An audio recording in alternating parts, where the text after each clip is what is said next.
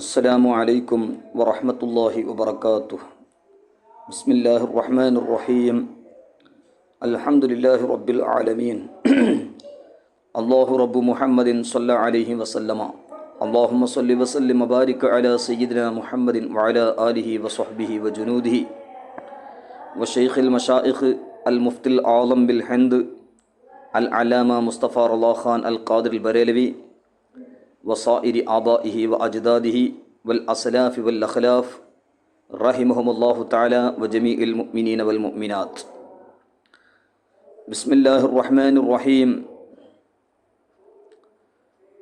انا اعطیناک الکوثر صدق اللہ العظیم۔ قال رسول اللہ صلی اللہ علیہ وسلم: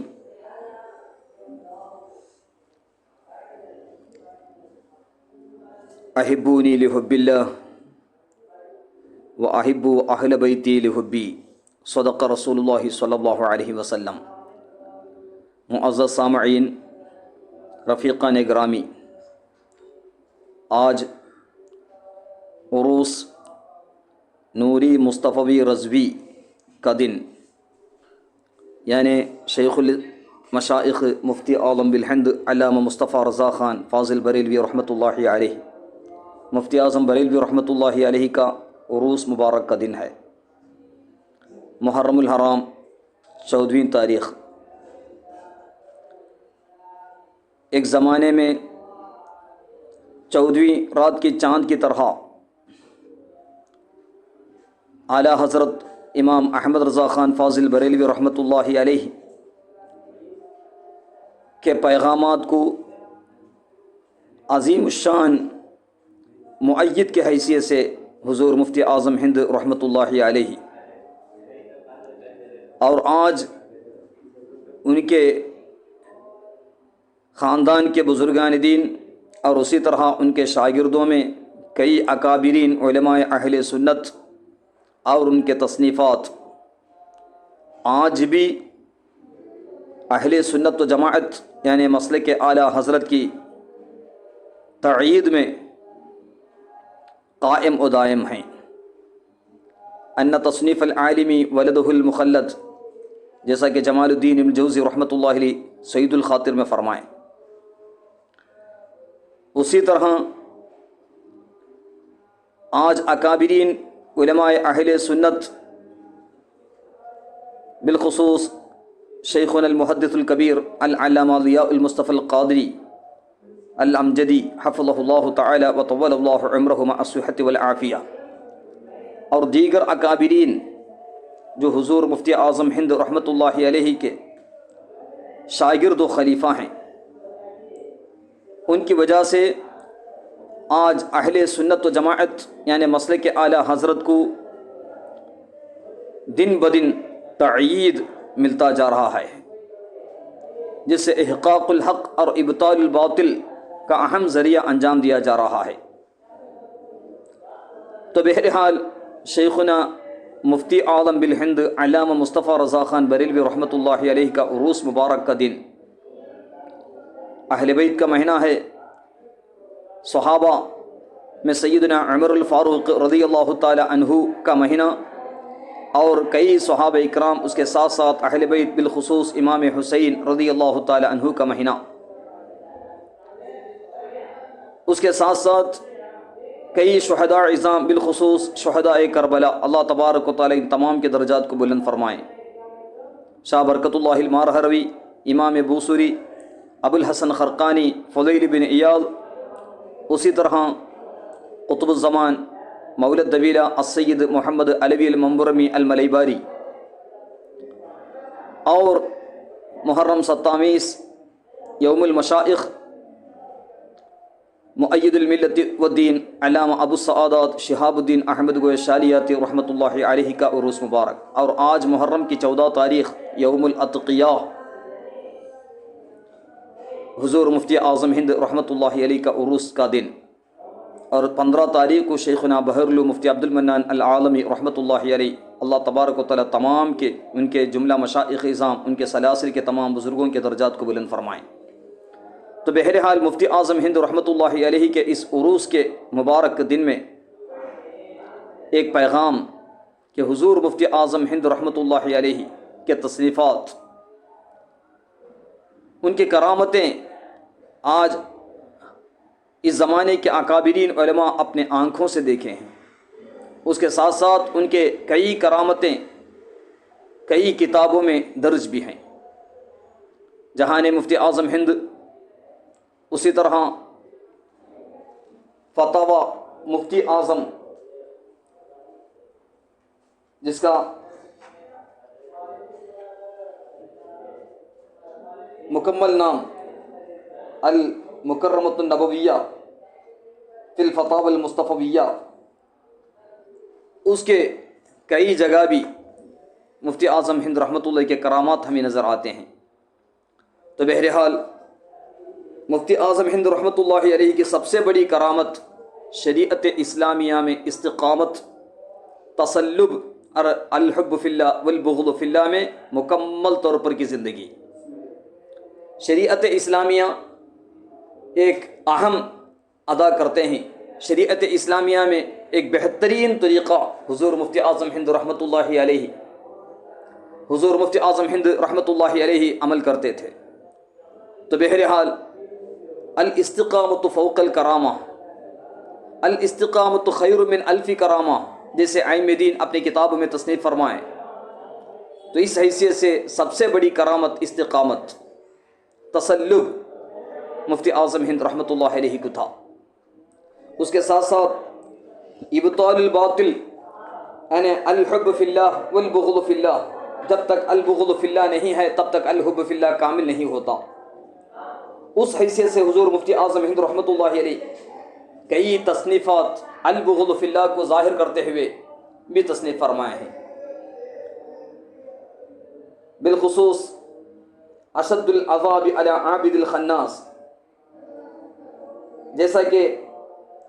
دارالعلوم دیوبند کے حقیقی بانی یعنی اصلی بانی الشیخ عابد حسین قادری رحمۃ اللہ علیہ، مگر بعد میں ایک مدرس کی حیثیت سے جو اپنے آپ کو جھوٹ بات مشہور کرتے ہوئے دارالعلوم دیوبند کا بانی ہو کر جو مشہور ہوا، مولوی قاسم نانوتوی کی تصنیف تحذیر الناس کا رد بلیغ مفتی اعظم رحمۃ اللہ علیہ اشد العذاب علی عابد الخناس۔ اسی طرح اشرف علی تھانوی کی حفظ الایمان اور اسے مکر و فریب کرتے ہوئے بسط البنان، اس کے رد میں مفتی اعظم ہند رحمۃ اللہ علیہ وقعات السنان فی حلق المسمات بسط البنان۔ اسی طرح اعلیٰ حضرت رحمۃ اللہ علیہ اور علماء حرمین کا جو عظیم کردار ہے حسام الحرمین علی منہر الکفر والمین، اس کا خلاصہ اور نچوڑ الرمح الدیانی علی رأس الوسواس الشیطانی۔ اسی طرح 78 صفحات پر مشتمل تھانوی کی حفظ الایمان کی کفری عبارت کی صفائی میں لکھی ہوئی مکر و فریب کرتے ہوئے بسط البنان، اس کا دوسرا رد ادخال السنان الی الحنک الحلق بسط البنان۔ اسی طرح سنی مسلمانوں سے نصیحت کرتے ہوئے ہر بددین گمراہ سے دور رہیں، اسے نصیحت کرتے ہوئے، اور ہر بددین بد مذہب گمراہ کو اپنا دینی دشمن سمجھے نصیحت کرتے ہوئے وقایت اہل سنت عن مکر دیوبند والفتنہ۔ اسی طرح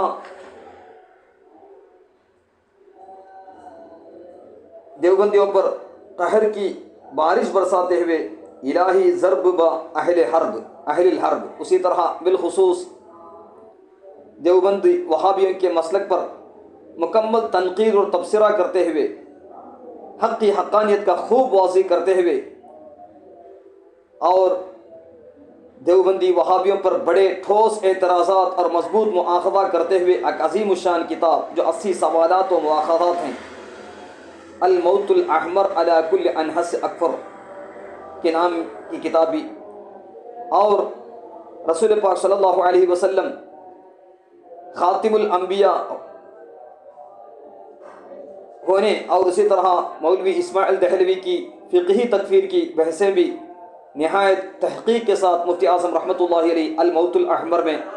تفصیل کے ساتھ بیان فرمائے ہیں۔ اسی طرح حضور مفتی اعظم ہند رحمۃ اللہ علیہ عرف یعنی گلستان نعت نوری، جیسے سامان بخشش کے نام سے مشہور ہے، نہ تو مناقب کے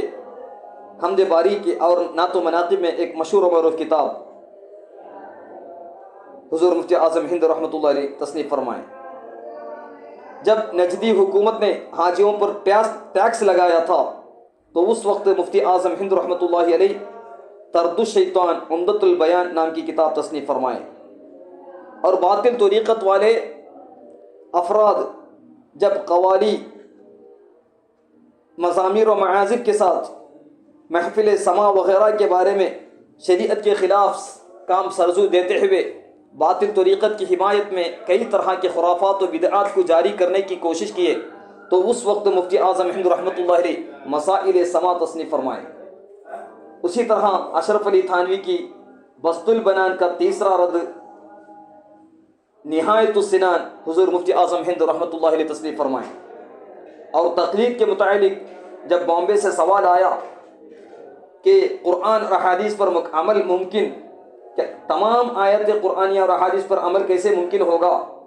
اجماع امت اور قیاس مجتہدین کیا اصول مذہب سے ہیں، اور اس کا انکار کرنے والوں کا حکم کیا ہے، اور کتب فقہ کے حکام کی تعمیل کے بغیر اسلام کامل ہو سکتا ہے، اور اسی طرح اہل قرآن چھکڑالوی اہل حدیث غیر مقلدین کیا اہل سنت و جماعت سے ہیں۔ اس طرح کے کئی سوالات بامبے سے جب آئے تو اس کا جواب دیتے ہوئے حضور مفتی اعظم ہند رحمۃ اللہ علیہ شفاء العی فی جواب سؤال بامبے تصنیف فرمائے۔ اور اسی طرح حضور مفتی اعظم ہند رحمۃ اللہ علیہ کا مشہور و معروف کتاب کشف ضلال دیوبند یعنی الاستمداد علی اجیال الارتداد جو اعلیٰ حضرت رحمۃ اللہ علیہ تصنیف فرمائے، اس کا حاشیہ اور تکمیلات کے طور پر کشف ضلال دیوبند مفتی اعظم رحمۃ اللہ علیہ تصنیف فرمائے، 360 اشعار پر مشتمل، یہاں تک کہ اعلیٰ حضرت رحمۃ اللہ علیہ ہیں جو نظم فرمایا ہے 182 صفحات پر حضور مفتی اعظم ہند رحمۃ اللہ علیہ تصنیف فرمائے، بہترین انداز میں اصولی طور پر دیوبندی خرافات کا برابر اس کا رد مفتی اعظم ہند رحمۃ اللہ علیہ تصنیف فرمائے ہیں۔ تو بہرحال حضور مفتی اعظم ہند رحمۃ اللہ علیہ کا عروس مبارک کا دن ہے، کئی کرامات، یہاں تک کہ اشرف الفقہا مفتی مجیب اشرف نور اللہ مرقدہ فرماتے ہیں جہاں نے مفتی اعظم ہند صفحہ نمبر 476 اور سے لے کر 478 تک ایک تفصیلی واقعہ پیش کرتے ہیں مفتی مجیب اشرف نور اللہ مرقدہ، جیسا کہ فتح مفتی اعظم کے مقدمہ میں بھی پہلی جلد 262 سے لے کر 264 تک تفصیل ہے۔ تو بہرحال ایک روز ایک صاحب حضور مفتی اعظم ہند رحمۃ اللہ علیہ کی خدمت میں آئے، دیکھنے پہ تو ایک مولوی لگتے تھے مگر بات چیت سے معلوم ہوا کہ مطلع سنی نہیں ہیں، عقیدے کے اعتراض سے مذبذب ہیں۔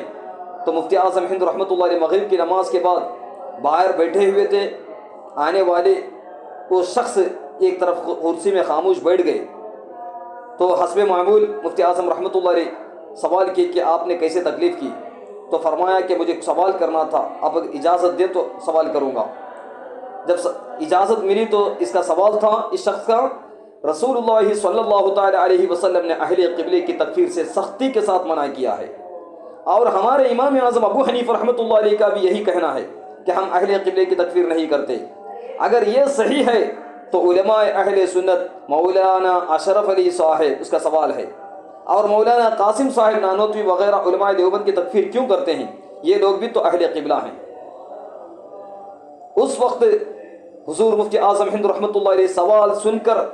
ایمانی غیرت کو جوش آ گیا، جلال میں البغض فی اللہ برابر ظاہر کرتے ہوئے مفتی اعظم ہند رحمۃ اللہ علیہ فرماتے ہیں جو شخص مطلقاً یہ کہتا ہے کہ اہل قبلے کی تکفیر خواہ کیسا ہی کفر سوری و کبھی بک جائے جائز نہیں، وہ جھوٹا جاہل بے باک اور شریعت پر افترا کرنے والا ہے۔ یہ مطلقاً نہیں ہے کہ اہل قبلے کی تکفیر، اہل قبلہ صرف نماز قبلے کی طرف پڑھنے والے کا نام نہیں ہے۔ تفصیل کے ساتھ حضور مفتی اعظم ہند رحمۃ اللہ علیہ فرماتے ہیں، شامی در مختار جلد 4 صفحہ 273 میں ہے. فرماتے ہیں کہ کھول کر دیکھ لو اس کتاب کو, صاف صاف یہ لکھا ہوا ہے لا خلاف فی کفر المخالف فی ضروریات الاسلام وان کان اہل القبلۃ المواظب طول العمر علی الطاعات. حضور مفتی اعظم رحمۃ اللہ علیہ عبارت پڑھنے کے بعد پوچھتے ہیں کہ کچھ سمجھے علامہ شامی علیہ رحمہ کیا فرما رہے ہیں؟ سنو, وہ یہ فرما رہے ہیں کہ ضروریات اسلام کے منکر کے کفر میں علماء اسلام میں سے کسی عالم کا اختلاف نہیں ہے. اگر ضروریات اسلام, ضروریات الدین کا انکار کیا تو اس کے کفر میں کسی کے درمیان اختلاف نہیں ہے کہ وہ کفر ہے. ضروریات اسلام کے انکار کرنے والا, ضروریات الدین کا انکار کرنے والا وہ کافر ہے, اسلام سے خارج ہے. اگرچہ منکر اہل قبلہ ہو جس کی پوری زندگی شریعت کی پابندی کرتے گزری ہو, مگر ضروریات دین کا انکار کیا تو اسلام سے خارج. اس کے بعد فرماتے ہیں مفتی اعظم رحمۃ اللہ علیہ, اسی میں ہے یعنی در مختار کی عبارت لا خلاف فی کفر المخالف فی ضروریات الاسلام من حدوث العالم وحشر الاجساد ونفع العلم بالجزئیات وان كان من اهل القبلة المواظب طول عمره على الطاعات كما في شرح العزیز. یعنی علامہ شامی رحمۃ اللہ علیہ کی اس عبارت ضروریات اسلام کا انکار کرنے والے, ضروریات اسلام کے خلاف کرنے والے, ان کے کفر میں خلاف کسی علماء کے درمیان میں نہیں ہے. جو عالم کو حادث کہے اور اس طرح کے باتیں بکے تو اگرچہ وہ اہل قبلہ ہو, اس کی لمبی زندگی یعنی پوری زندگی ایک طویل زندگی عبادتوں میں گزری ہو, مگر ضروریات اسلام کا انکار کیا تو وہ کافر ہے, اسلام سے خارج ہو جاتا ہے. اس کے بعد فرماتے ہیں کیا علامہ شامی علیہ الرحمہ دنیا کے تمام علماء اسلام کو رسول پاک صلی اللہ علیہ وسلم کا ارشاد مبارک اور امام اعظم کا قول مقبول معلوم نہیں تھا کہ ان حضرات نے بے سوچے سمجھے اہل قبلہ منکر ضروریات دین کی تکفیر کر دینے کی صرف جائز ہی نہیں بلکہ واجب قرار دیا, اور فرماتے ہیں من شک فی کفرہ وعذابہ فقد کفر. منکر ضروریات دین کے کفر اور اس کے عذاب میں جو شک کرے وہ بھی اسلام سے خارج, وہ اہل قبلے سے ہو یا غیر سے. اس کے بعد مفتی اعظم رحمۃ اللہ علیہ فرماتے ہیں کیا مدینہ منورہ کے رہنے والے منافقین جنہوں نے رسول پاک صلی اللہ علیہ وسلم کے دستے پاک پر اپنا ہاتھ رکھ کر توحید اور رسالت کا اقرار کیا تھا اور یہاں تک کہ ہم مسلمان ہیں, وہ اہل قبلے سے بھی نہیں تھے, یہاں تک کہ کہتے پھرتے تھے کہ ہم مسلمان ہیں, ہم مسلمان ہیں, اور اہل قبلے سے بھی نہیں تھے, کلمہ نماز روزہ وغیرہ جملہ اسلامی کام کرتے تھے, باوجود اس کے اللہ تبارک و تعالیٰ نے قرآن شریف میں ان پر حکم کفر لگایا. قرآن شریف میں سورہ توبہ 66 میں اللہ عز و جل فرماتا ہے قد کفرتم بعد ایمانکم. اس طرح مفتی اعظم رحمۃ اللہ علیہ طویل جواب فرماتے ہیں اپنے جلالیت میں, اپنے جلال کی آنکھوں سے یعنی اپنے البغض فی اللہ کا ظاہر کرتے ہوئے برابر تفصیل کے ساتھ حوالوں کے اوپر حوالے بتاتے ہوئے. شامی کے دوسرے عبارتیں بھی بأن منکر حکم الاجماع القطعی یکفر, اس طرح کئی عبارتیں فرما کر الاشباح والنظائر کی عبارتوں سے قاسم نانوتوی جو تحذیر الناس میں رسول پاک صلی اللہ علیہ وسلم کے آخری نبی ہونے کا انکار کیا ہے اس کا رد, اور اس کے ساتھ ساتھ تمام کفریات کے یعنی ضروریات دین کا انکار کرنے والے کی تکفیر کے بارے میں کئی عبارتیں, اور اسی طرح رد المعتار باب البرتد کے من شک فی عذابہ و کفرہ فقد کفر, اس کی بھی تفصیل کرتے ہوئے جب یہاں تک کہ تمام گفتگو یہاں تک کہ اس وقت جیسے کتابیں کھول کر عبارتیں پڑھتے ہیں اسی طرح مفتی اعظم رحمۃ اللہ علیہ پڑھتے گئے. ایک حیثیت سے ایک عظیم کرامت بھی ہے, یہاں تک کہ حضور مفتی اعظم رحمۃ اللہ علیہ کے جوابات کو سن کر وہ آدمی اپنے تمام شکوک و شبہات کو دور کرتا رہا. اسی لیے بعد میں آخر میں فرمائیں مزید تحقیق اور تسلی کے لیے میری کتاب الموت الاحمر کا مطالعہ نافع ہوگا تو انشاءاللہ سارے شکوک و شبہات دور ہو جائیں گے. یہاں تک کہ مفتی اعظم رحمۃ اللہ علیہ فرمائیں. لہذا حضور مفتی اعظم ہند رحمۃ اللہ علیہ کا عروس کا دن ہے محرم 14 تاریخ. اللہ تبارک و تعالی شیخ المفتی العالم بالہند علامہ مصطفیٰ رضا خان بریلوی رحمۃ اللہ علیہ کے تمام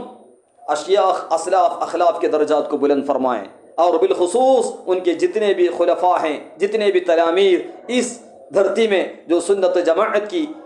خدمات انجام دے رہے ہیں, مسلک اعلیٰ حضرت کے خدمات انجام دے رہے ہیں, ہمارے تمام مشائخ اعظام, مشائخ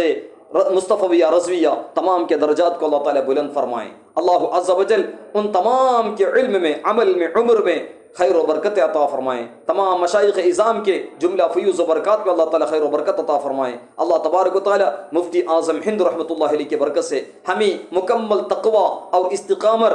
استقامت تصلب عطا فرمائیں. وصلی اللہ علی سیدنا محمد وعلی آلہ وصحبہ اجمعین والحمد للہ رب العالمین. دعا وصیت کے ساتھ السلام علیکم ورحمۃ اللہ وبرکاتہ. آمنت باللہ کما هو باسمائہ وصفاتہ وقبلت جمیع احکامہ. آمنا باللہ والیوم الآخر تبنا الی اللہ باطنا وظاہر. آمنت باللہ وملائکتہ وکتبہ ورسلہ والیوم الآخر والقدر خیرہ وشرہ من اللہ تعالی والبعث بعد الموت. آمنت وصدقت بما جاء سيدنا ونبينا محمد رسول الله صلى الله تعالى عليه وسلم من عند الله تعالى لا إله إلا الله محمد رسول الله صلى الله عليه وعلى آله وصحبه وسلم. عليها نحيا وعليها نموت وعليها نبعث إن شاء الله. کام وہ لے لیجئے تم کو جو راضی کرے، ٹھیک ہو نام رضا تم پہ کروڑوں درود. السلام علیکم ورحمۃ اللہ وبرکاتہ.